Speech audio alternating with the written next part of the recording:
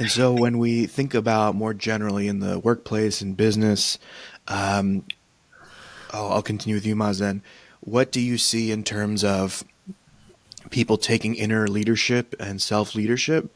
Like, do you see folks doing that in the workplace? Are there moments where you see them going into learned helplessness? What do you observe as we worked with clients in the corporate world?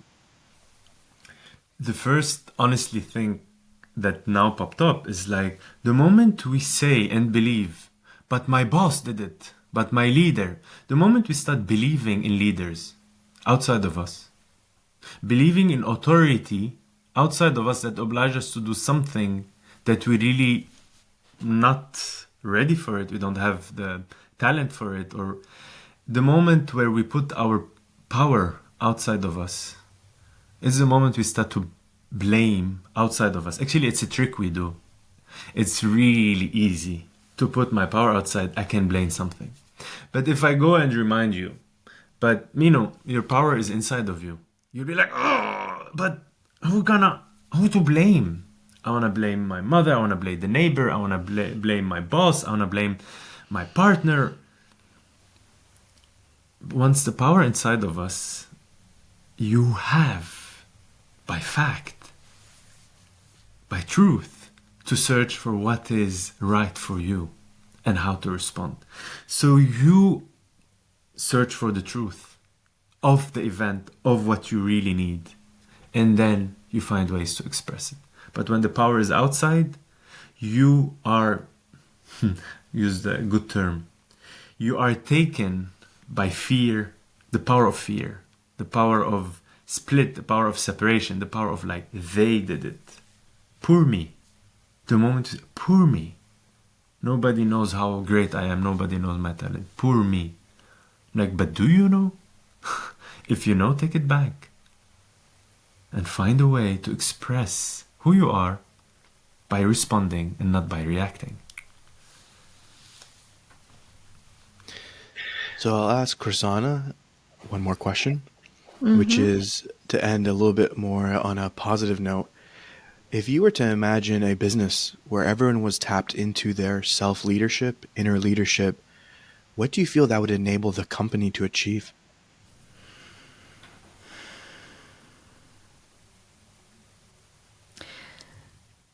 A lot of very good collaboration in teams, a lot of understanding that as a in your own inner leadership that I'm part of this company.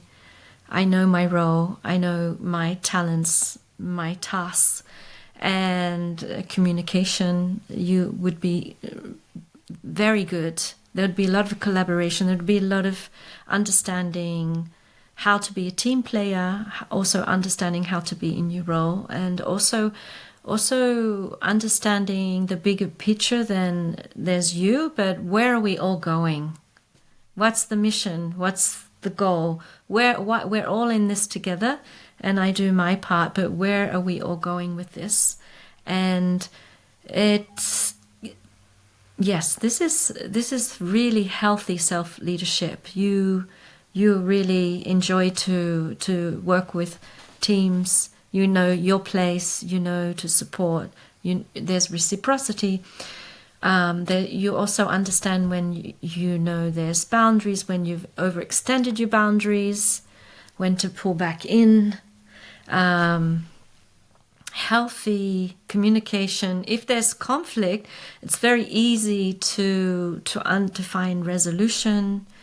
Very also healthily to understand when the organizational structure's gone a bit off to come into balance.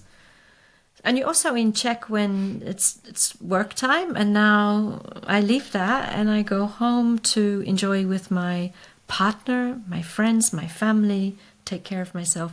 So it's a whole weaving. So this is, for me, really healthy self-leadership in a company. Thank you. What that brings up for me is in our company, 3 Peak Coaching and Solutions, we have an organizational diagnostic. So we get to some data on an organization. And one of the things we measure is organizational commitment.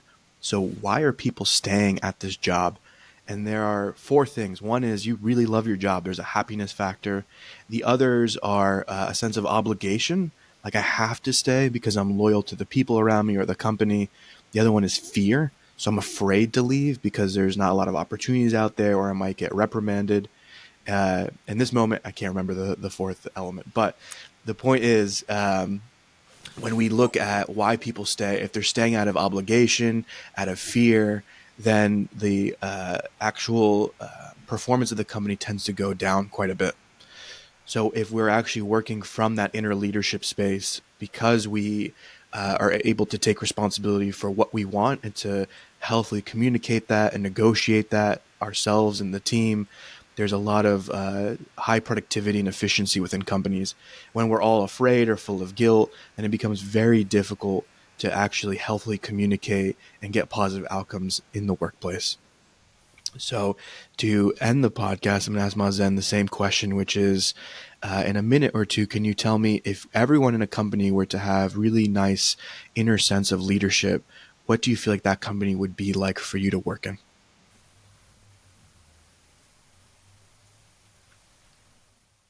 Honesty in communication, honesty in action, honesty in communication and action. Actually, that's my answer. But I wanna. There's something I didn't share previously. I wanna add it here. But also to achieve that, we have to understand that everything has a beginning and an end. Every task, every single thing. The moment we start something and we don't know when it will end, I'm not talking about projects. I'm talking about I'm working on something or I'm eating something or I'm going even to the toilet or I'm going to that. Whenever there is no specific direction with a beginning and an end, it's like tabs upon tabs upon tabs upon tabs. They're all on this website, like they're all on your page and they really consume energy. The brain is the same. Once we start to understand that we have to close those tabs and then open them, close them, open them, in our personal life and in our professional life. When it comes to sleeping, to exercising, to even physical hygiene, to go to the toilet, everything should have a direction. So when we start to have a direction, we create a sense of clarity. Things start to be understandable. We start to be aware of the things without have to work on awareness. We start to know when to start, when to end. Things are not enmeshed. It's not like suddenly we're in the ocean. Like learned helplessness, interestingly enough, in neuroscience, when they test drugs and things, they put rats to test antidepressant. They put rats in a swimming pool, in a small pool, and then they see how long they're gonna be swimming. And then when the rats stop swimming, they call it learned helplessness. I'm not gonna go into that topic. It's probably another day. It's a sensitive topic, and the tests are not whatever. But probably I'll slip it here. Most antidepressant are valid are in the market based on that test. That's but okay. I'll move on. That's thought. Food for thought for next time. Speaking about our models in science and how it's based on fear. And but come back to the company now. It's you have to see it as an arrow. When you wanna shoot and use an arrow, you don't like, oh, I didn't hit the goal. I'm like, but did you take the bow? Did you hold it? Did you take the arrow very good? Did you really trigger? Did you know when to start, when to end? I'm like, no, I didn't. But lucky him, lucky her, lucky they. They really managed to hit bullseye. I'm like, but you didn't, like, it didn't make sense. So we have to direct our life through direction, beginning and an end, even the simple thing. And this is actually where it starts to bring clarity and start to bring honesty. Then we can speak and how to connect to others. Here I'm connecting it. Then honesty in action and honesty in communication is the key now and is the status quo of the company. So that means when my colleagues comes to me, it's like, hey, Mazen, I need this because actually I will fully gonna trust them. He's aware. He doesn't have a zillion tab. He started something, I forgot, so I can easily take responsibility. So what happens is each one starts to take responsibility and a joy in this group dynamic, because they feel, they understand the success of one is the success of others. But for that to achieve, everybody need to take back their responsibility, back their power, bring the clarity, and allow the honesty within to come out. So no politics and no victimhood. And the workplace can be a very joyous place, opposite to what we think. It's not prison where we have to go sit. It can be very joyous. This is the place where you allow your energy to be used in a focused manner in something hopefully you love. And if you don't love, please question it. I'm not going to be polite. Please question your life. If you don't love where you put your creative energy, question it.